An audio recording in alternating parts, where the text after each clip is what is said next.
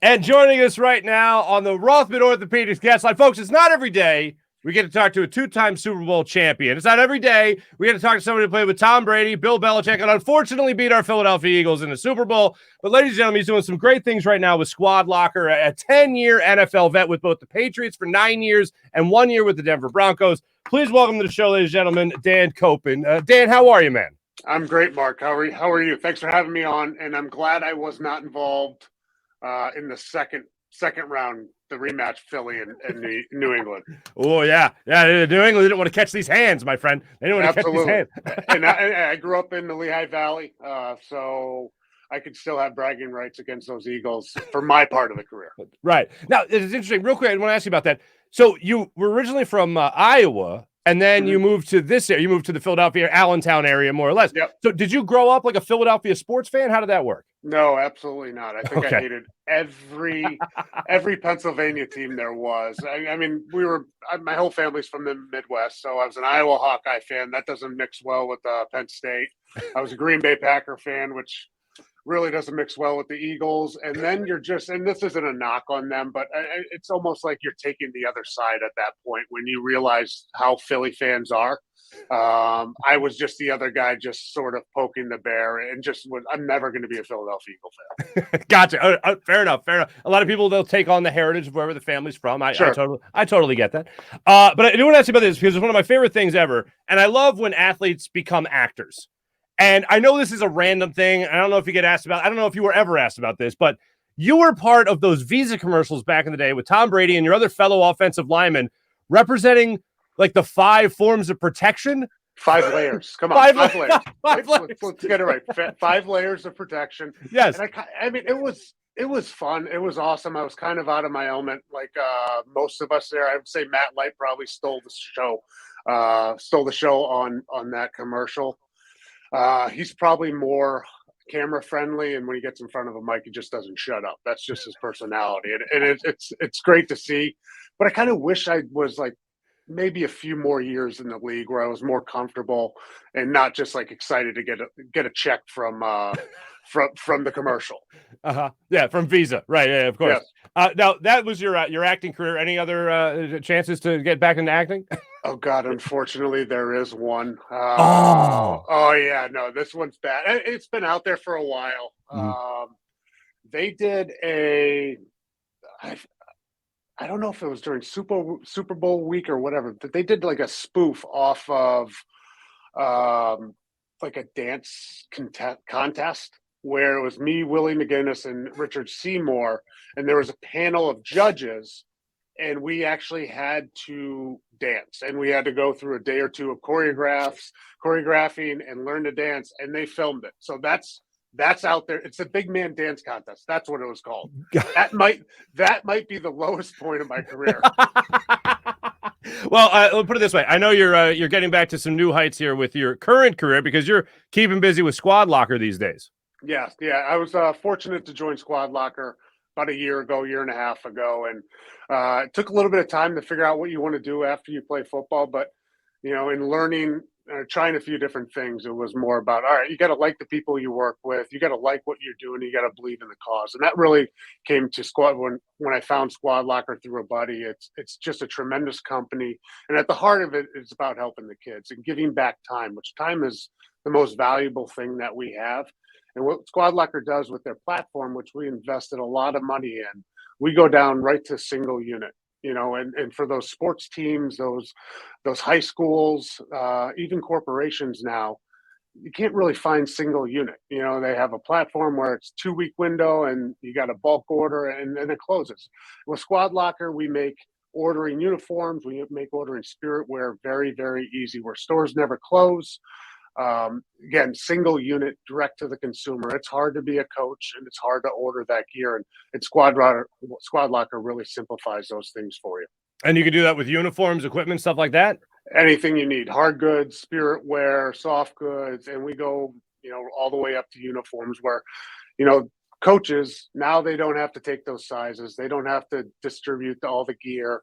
Those parents can go on there and order those uniforms and whatever else they want to represent their team, and it gets shipped directly to the house. Now they've got extra time on their hands, whether they can spend it with their own family, They can develop more teaching techniques, coaching techniques. They can mentor kids.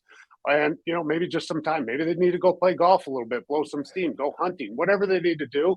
But that part, as a coach, and I've done it before, it's a pain in the ass. I mean, it really is. So there's a new way to do things, and it's hard to change from how things were done for so long. But, we're trying to get the word out there to coaches, to, corporations, to high schools. Hey, you don't have to invest your time in this right now. It's hard. We realize that. That's why we want to take care of it for you. And you can focus on the things that are most important to you. For more information, I know people can check out squadlocker.com as well. I want to ask you something. Going back to your 10 years in the NFL as an offensive lineman, a center, obviously. We just went through a retirement here with Brandon Brooks, who's one of the best right guards we've ever seen in Philadelphia. Jason Kelce seems to always be mulling retirement over the last 5 years or so. How does a player know when it's time to hang it up? I think when the thoughts start to creep into your mind, it's probably retired. I think I hung around probably 2 more years, and that's probably ended up where when I ended up in Denver for my last 2. It's other things become important at that time. You're not 23, 24 years old and all by yourself. You've got families, you got other commitments to deal with, and that's okay. Life changes. We can't all be 44 and retire when we're, the greatest quarterback or greatest player of all time and have 4 other things lined up, and God bless him. I mean, that's what he deserves. But, when you start thinking about, the second half of your career and the second half of your life, it's probably close. Remember that Days of Thunder, Cole Trickle? He's like, I'm more afraid of getting hurt than I am of being nothing.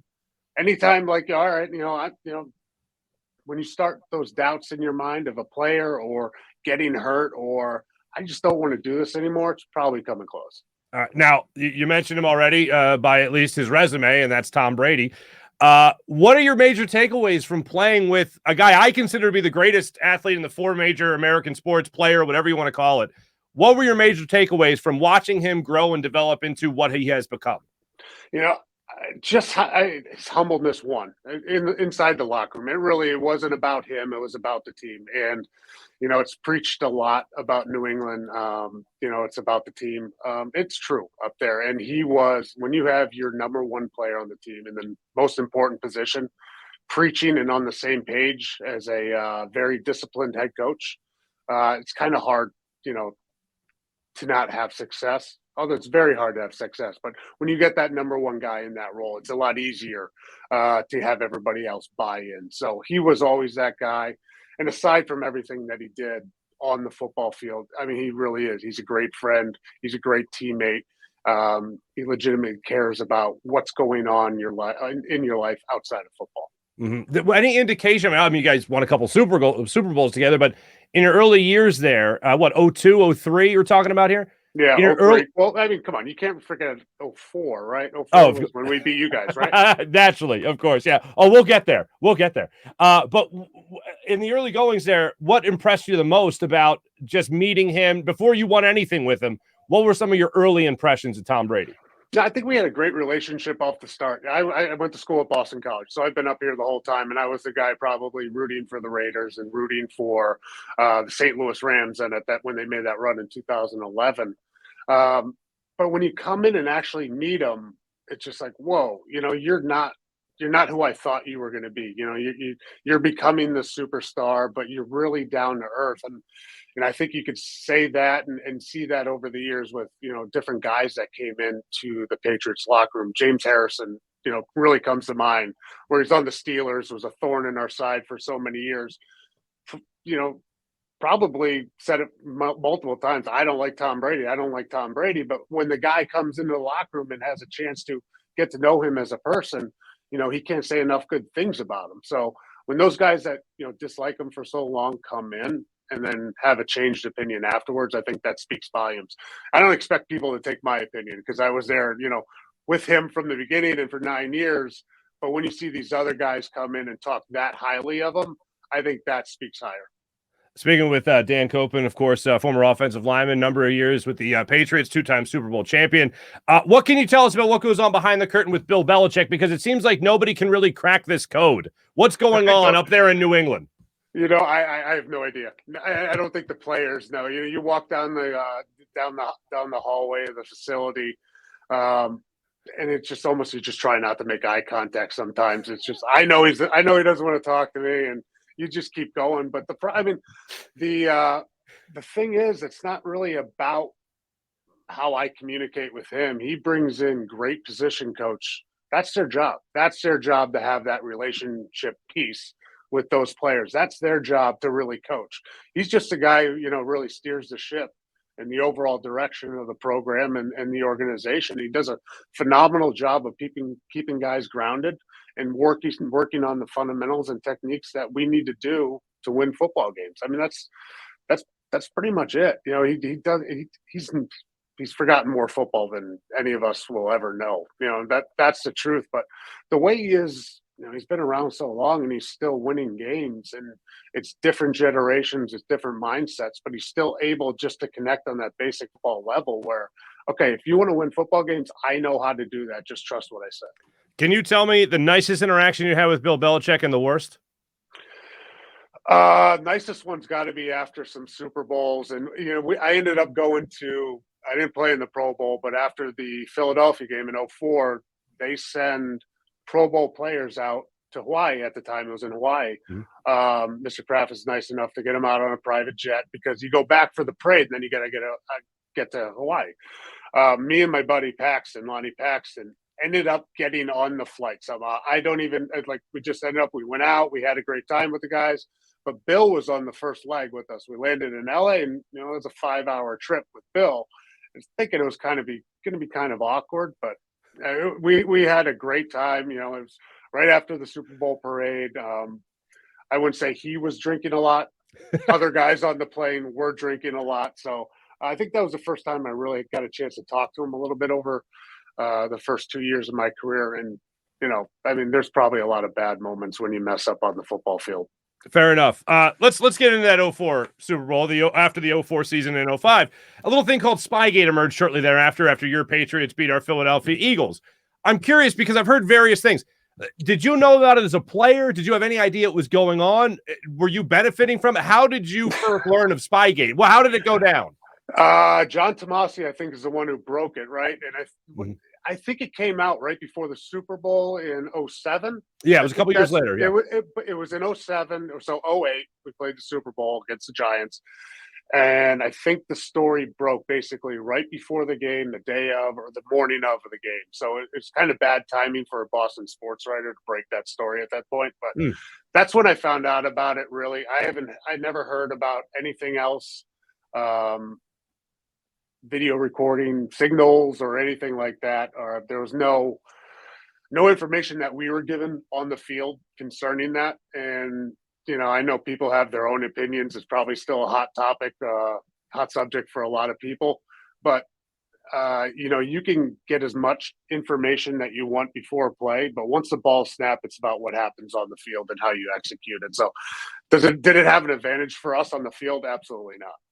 What do you remember from that Super Bowl? I mean, we've had Hugh Douglas on this show a number of times, Hollis Thomas on this show a number of times, guys that played with those Eagles teams. Hugh Douglas was on that team, of course. Yep. What do you, when you look back on that Super Bowl victory, what do you think of?